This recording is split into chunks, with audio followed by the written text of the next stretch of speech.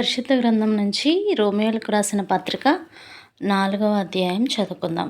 కాబట్టి శరీరము విషయమై మన మూలపురుషుడకు అబ్రహామునకేమి దొరికినని అందుము.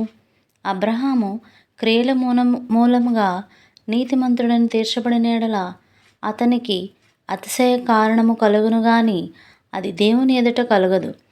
లేఖనమేమి చెప్పుచున్నది? అబ్రహాము దేవుని నమ్మెను, అది అతనికి నీతిగా ఎంచబడెను. పనిచేయువానికి జీతము రుణమే గాని దానమని ఎంచబడదు. పనిచేయక భక్తిహీనుని నీతిమంతునిగా తీర్చువానియందు విశ్వాసముంచిన వానికి వాని విశ్వాసము నీతిగా ఎంచబడుచున్నది.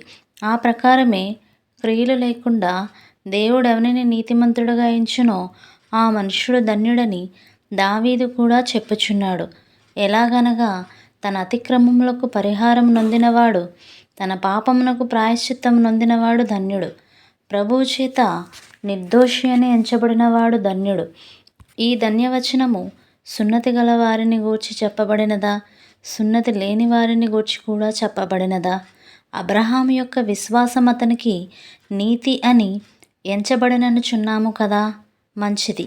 అది ఏ స్థితి యందు ఎంచబడెను? సున్నతి కలిగి ఉండినప్పుడా, సున్నతి లేనప్పుడా? సున్నతి కలిగి ఉండినప్పుడు కాదు, సున్నతి లేనప్పుడే. మరియు సున్నతి లేని వారైనను నమ్మిన వారికందరికీ అతడు తండ్రి అగుట వలన వారికి నీతి ఆరోపించుటకై అతడు సున్నతి పొందకమునుపు తనకు కలిగిన విశ్వాసము వలననైనా నీతికి ముద్రగా సున్నతి అను గుర్తు పొందెను. మరియు సున్నతి గలవారికి తండ్రి అగుటకు, అనగా సున్నతి మాత్రము పొందినవారుగాక మన తండ్రి అయిన అబ్రహాము సున్నతి పొందకమునుపు అతనికి కలిగిన విశ్వాసం యొక్క అడుగుజాడలను బట్టి నడుచుకునిన వారికి తండ్రి అగుటకు అతడు ఆ గుర్తు పొందెను.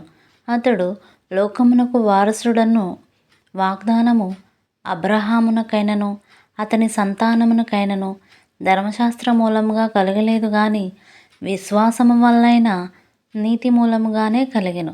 ధర్మశాస్త్ర సంబంధులు వారసులైన యెడల విశ్వాసము వ్యర్థమగును, వాగ్దానమును నిరర్ధకమగును.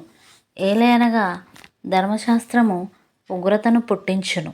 ధర్మశాస్త్రం లేని యెడల అతిక్రమమును లేకపోవును. ఈ హేతువు చేతను ఆ వాగ్దానము యావత్ సంతతికి, అనగా ధర్మశాస్త్రము గలవారికి మాత్రము కాక అబ్రహాముకున్నట్టి విశ్వాసము గలవారికి కూడా దృఢము కావలనని కృపను అనుసరించినదై ఉండునట్లు అది విశ్వాస మూలమైన దాయను. తాను విశ్వసించిన దేవుని ఎదుట, అనగా మృతులను సజీవులుగా చేయువాడును, లేని వాటిని ఉన్నట్టుగానే పిలుచువాడునైన దేవుని ఎదుట అతడు మనకందరికీ తండ్రి అయి ఉన్నాడు. ఇందును గూర్చి నిన్ను అనేక జనములకు తండ్రినిగా నియమించితినని వ్రాయబడి ఉన్నది. నీ సంతానము ఈలాగు ఉండునని చెప్పిన దానిని బట్టి తాననేక జనములకు తండ్రి అగునట్లు నిరీక్షణకు ఆధారం లేనప్పుడు అతడు నిరీక్షణ కలిగి నమ్మెను.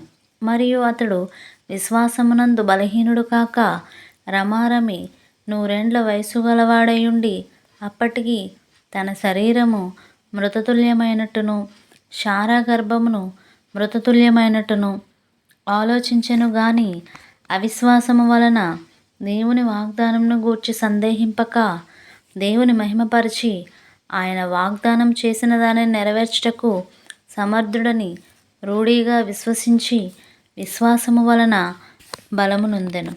అందుచేత అది అతనికి నీతిగా ఎంచబడెను. అది అతనికి ఎంచబడినని అతని నిమిత్తము మాత్రమే కాదు గాని మన ప్రభువు అయిన యేసును మృతులలో నుండి లేపిన వానియందు విశ్వాసముంచిన మనకును ఎంచబడునని మన నిమిత్తము కూడా వ్రాయబడెను. ఆయన మన అపరాధముల నిమిత్తము అప్పగింపబడి మనము నీతిమంతులుగా తీర్చబడుటకై లేపబడెను.